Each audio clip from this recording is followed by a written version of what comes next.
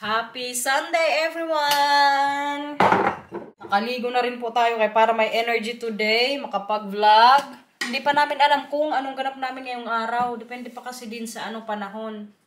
Hey, anong ginagawa mo dyan? Anong gusto mong gawin ngayon natin ngayong araw, nak? Anong gusto mong gawin natin? Ha? Mila? Anong gusto mong gawin natin? Nak, tinatanong kita, Antwoord geven? Anong gusto mong gawin natin? Hindi mo din alam. Nagsawa ka na sa gala? Sawa na ikaw sa gala? Ay, hindi pa ha? What's the plan today? Ngayon pa lang po kayo magawa-usap-usap sa gagawin ngayong araw ba? Naar pannenkoekschip. Later afternoon we'll get rain. Kita nyo yan? May sapak talaga tong ano dito, panahon sa Netherlands. The morning is beautiful, but later from the southwest it will get rain. Papa, I want to go outside somewhere. gaat het vanmiddag regenen? Ja. Nou, we kunnen ons ook tot Kleine Willem. Kleine Willem. It's a lot of rain and stuff, so it will be very wet, all the non-track. No, I can just also stay here. What have you said? Is it not busy today? I still don't have my salary. Do we need stuff? No, just look around, but if I want something.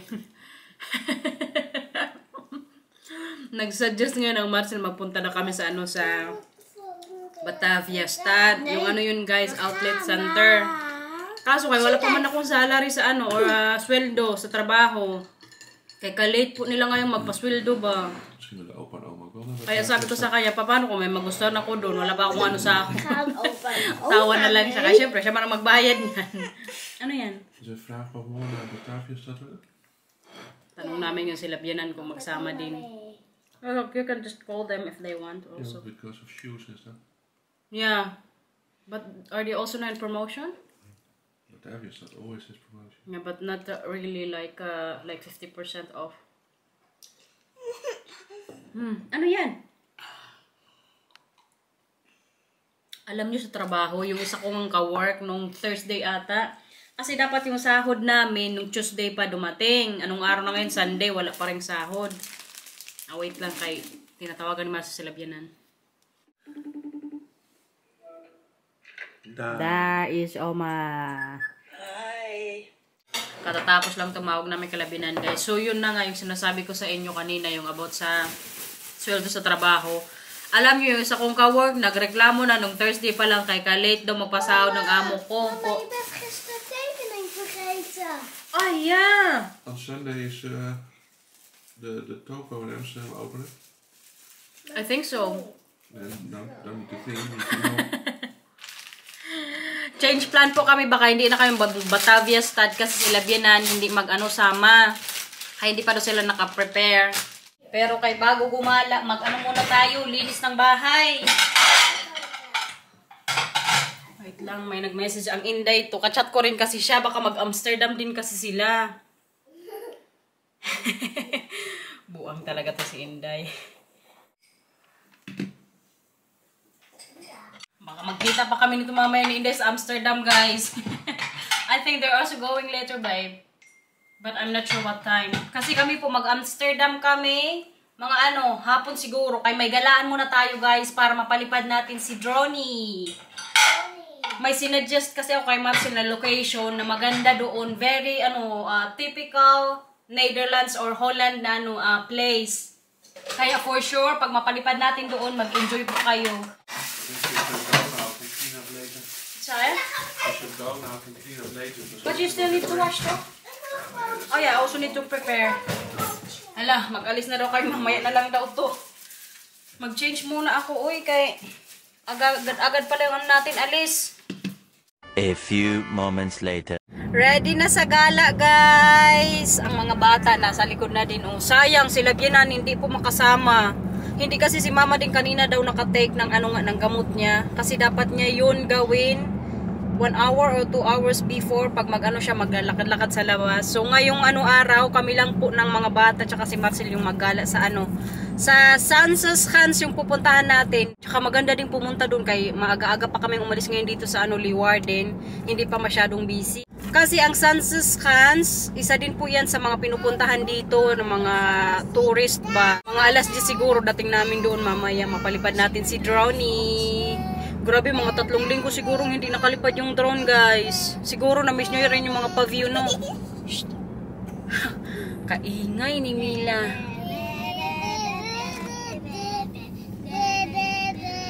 Ganyan po sila kasaya kay may gala today. Clar. Tapos na, okay? Jongens, wat zegt mama? Clar, okay? Kaya nagbablog si mama na later naman. Nakikisabay kasi sila. Baka maingayan na naman kayo dyan, no?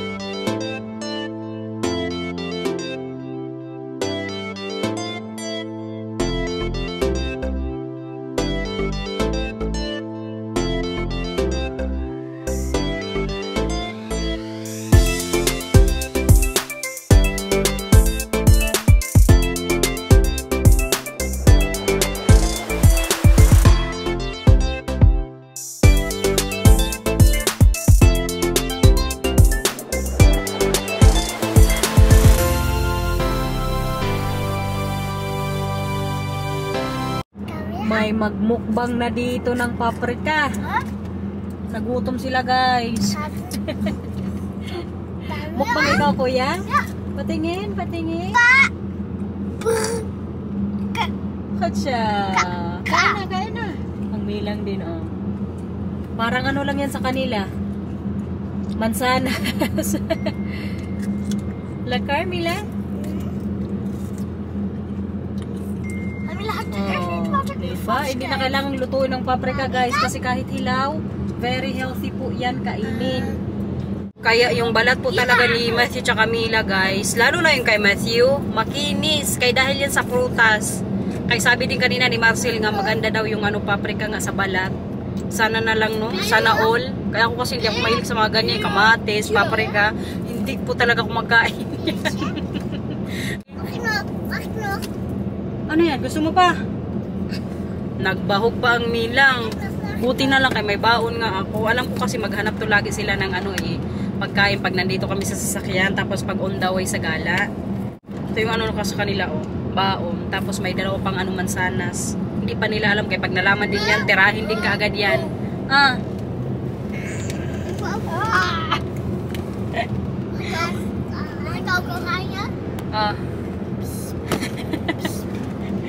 Maubos na nila dito yung paprika. Tindi talaga tong mga batang to. Het is not een paprika, het is een bell pepper. Is dit paprika? Bell pepper. Bell pepper to? Dat is Engels. Yeah, paprika kasi, guys, sa Dutch. Hala, grabe kaputi natin. Sa English niyan, bell pepper. You also eat this, right? Rot? To? Ha? Ang Marcel nakain din daw. Ako lang talaga sa bahay, hindi magkain sa mga ganyan-ganyan ba.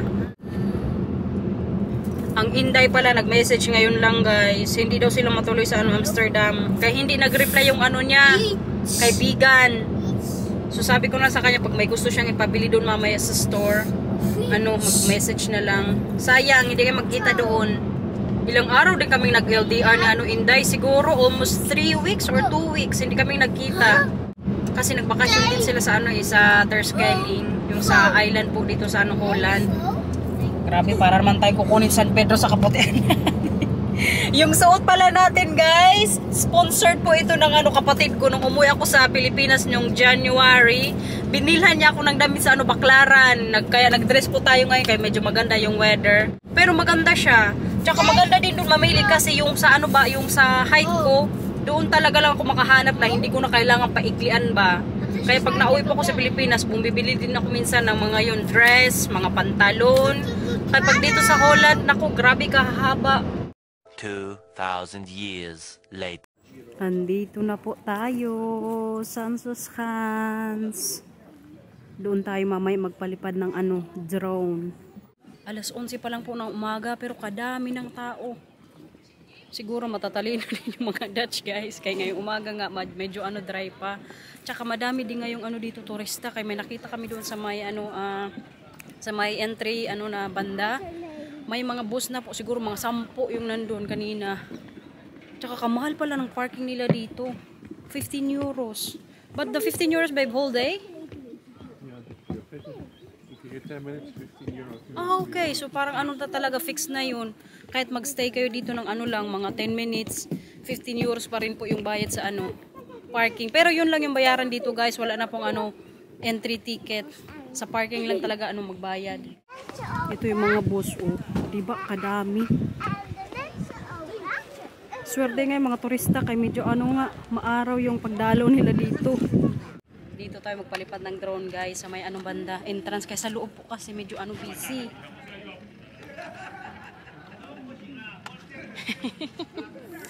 Try natin kung hindi natin kailangan ano ng permit.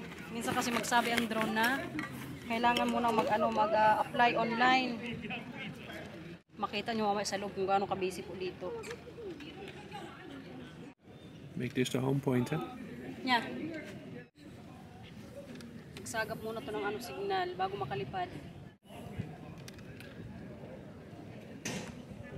Para ma-enjoy nyo rin po yung ano dito, view mamaya. Medyo mahangin nga ng konti. So waiting for the GPS.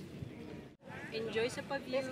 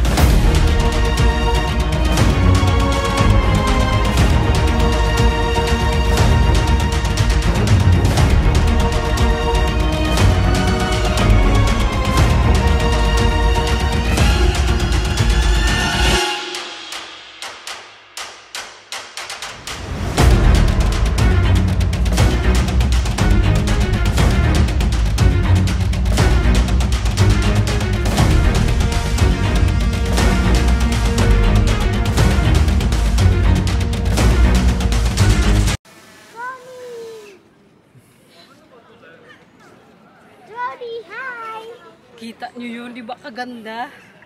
Pasukin naman natin ngayon doon sa loob. Ito lang palang kagandahan sa binili ko ng ano ba, ito sa ano natin, remote controller. Kaya para hindi ko na pabalik-balik sa ano sa bag kasi pag binalik ko ulit mamaya, tanggalin na naman to. So very handy talaga siya. Pero kaya ngayon, pasukin natin sa loob, guys. Kaganda lang ba ng mga shots. Si Marcel po yung kumuha ng ibang ano record doon sa pa drone. Kaya gusto niya na kanina magpalipad kay drone ni. Kanina pala si Matthew, habang busy kami ni Marcel magpalipad sa drone. Patingin ang kamay mo ano? Come here. Siya naman po dito nagsibak, nagbrigada siya dito, guys. Tingnan niyo yung kamay, oh. Kaya na busy nga kaming dalawa. Did you enjoy by flying the drone? Lakad-lakad na tayo ngayon dito sa loob, guys. Maliit lang po itong ano na to dito, Sansaskans. Pero kay makita nyo nga, kadami pong mga turista. Kay very ano to siya, typical Dutch na mga bahay-bahay, tsaka windmills nga. Tapos yung mga patulay-tulay din nila dito, ka-cute. Pero kaya at least napalipad natin si Droney. Mga tindahan po yan dyan, tsaka ano, restaurant. Ang CR pala nila dito, guys, may bayad din o 1 euro. Kay ang milang on time nagpuruta. Buti na lang kaya nandito pa kami sa may ano, unahan banda. Pasok tayo dito sa may museum, guys, kung paano gawin yung ano, kahoy na mga sapatos. Very typical Dutch din po yan. Ayan, gawa po yan sa kahoy. Nung sinaunang panahon, yan po yung mga sapatos ng mga ano, Dutch. Hanggang sa discover na sila Nike, kung ano-ano pa mga brand ba. Diba, maraming tao din. Yan, si Naincha. Ang picture na itong dalawa dito. Grabe siguro ito katibay, oh. Mami, diyan siya. From Asia daw yan, guys, sabi ng tourist guide dito. Ayan, may mga bakya din, oh. Pati yung ganito nila, guys, oh, ginawan din. Yung may pagulong-gulong ba. Ayan, may violin din, oh. Tapos ito inisa na lang, parang ano din bangka. Ayan si Kuya nagdi-demo.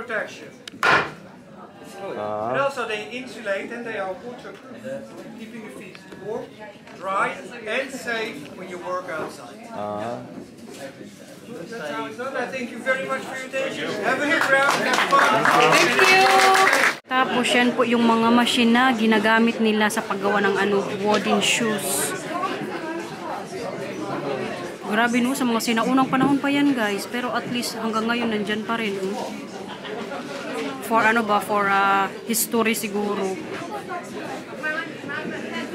May mga ano pa nga dito. Kahoy-kahoy. Dito po yan lahat ginagawa, sabi nung babae dito ba, narinig natin. Amazing. May binibenta din sila dito, tag 250 euros. Harap po. Grabe ito kamahal, 10 euros. Ito 4 euros, ang cute. Tapos dito naman po yung talagang binibenta nila, oh. Different shoes, tsaka siguro sizes din. Colors. Kadaming tao dito, guys. Tsaka kadami ding sapatos, pwedeng pagpilian. Ayan pa sa taas, oh. Pati yung mga pa-tulips nila dito. Wooden din, or wood. Ito, oh. Ay, akala ko pati ito ano kahoy. Ang Matthew magpili na ng ano, souvenir. Welke molen is mooi? Deze molen, Ayan, of Holland. deze molen, of die molen? Het zijn allemaal verschillende. Pili na nak. Ikaw Mila, anong gusto mo dyan? Nee, dat hebben we al Mila onder. Oh, dat is mooi Matthew. Yan ang bilhin natin. Patingin. Ito ang gusto ni Matthew. Nee, ik heb een andere. Saan? Ja, deze is mooi hoor. Dit is een natuurlijke Dit is veel te groot. Maliit lang ang kunin kaya wala ng space. Yeah, I think this one is okay, babe. Deze is mooier geverfd. Tag ano siya? 350 euros. Pag ano naman apat, 250 yung bayaran, guys. Ito talaga ang winner. Kay grabe kalaki. Pasok, Camila. Yeah, look it. Mamaya doon. Picturean ka ni Mama, okay? Kalaki guys. Pila to kanina dito eh. Pero ngayon kaya wala na masyadong tao. Kasi may papicturan din po yan dyan oh. Ang Marcel pala nandun pa kasi sa loob.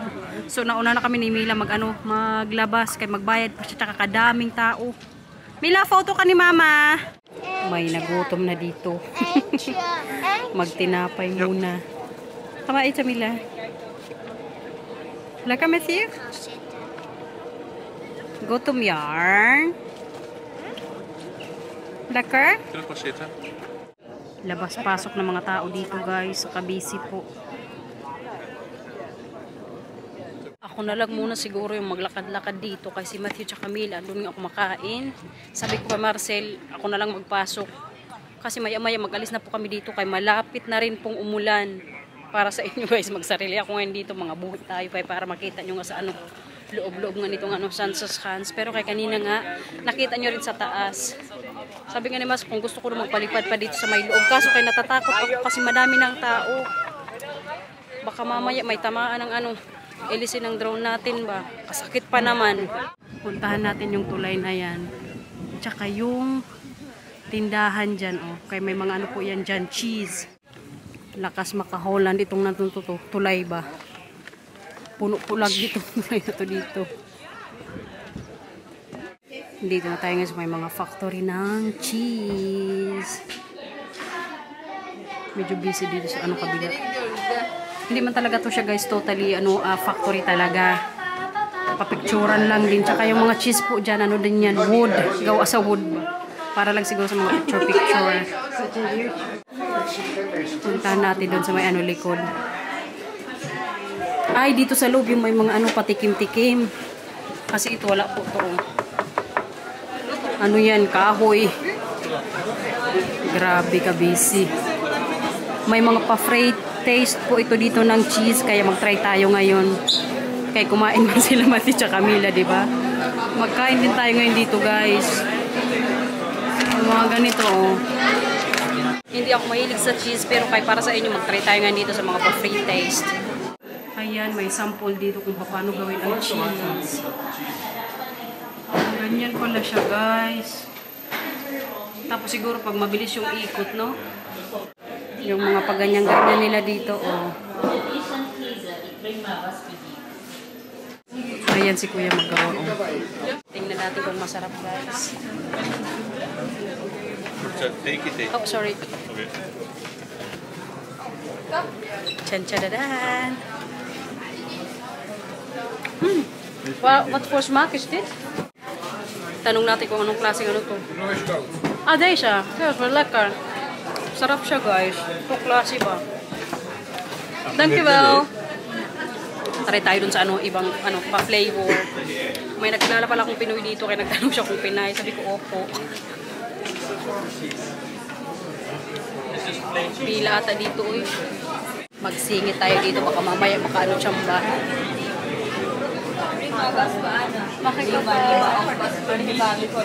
Thank you, well. Lekker. Wat voor smaak is dit, meneer? Oh, deze? Ja. Lekker. Ja. En deze. May iba-ibang kulay din sila dito. Try din natin to. Parang pandan. Sarap siya, guys. Tingnan nyo si ate naka-costume. Okay na siguro yun, no? Balikan ko na siguro yung pamilya ko kaya para makadami tayo ng ano, video. Saan na ba yung paano dito, palabasan? Nawala na tayo. Baka inaantay na nila ng Marcel. Oh, sorry. Tingnan nyo pala yung tatlo na nakaupo lang.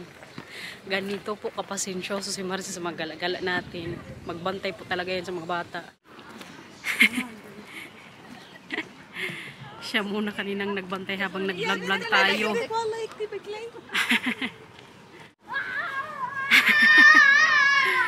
What's siya? What's siya, eh? Pulitsi? What's siya? So guys, siguro okay na siguro yung unang vlog natin today, no? Kaya magdalawang vlog po tayo. Abangan nyo po ulit bukas kasi tomorrow yung vlog natin is sa Amsterdam. Matthew, Mila! Babay na tayo sa vlog, nak. Come on. Bye-bye. Ay, puno pa yung bibig mo. Come on, babe. Miss you. Please like and subscribe. Bye-bye. Yay, Oak? Yay, Oak? The end. The end. Thank you for watching, everyone. Ingat po. Bye-bye. See you tomorrow sa vlog, Amsterdam.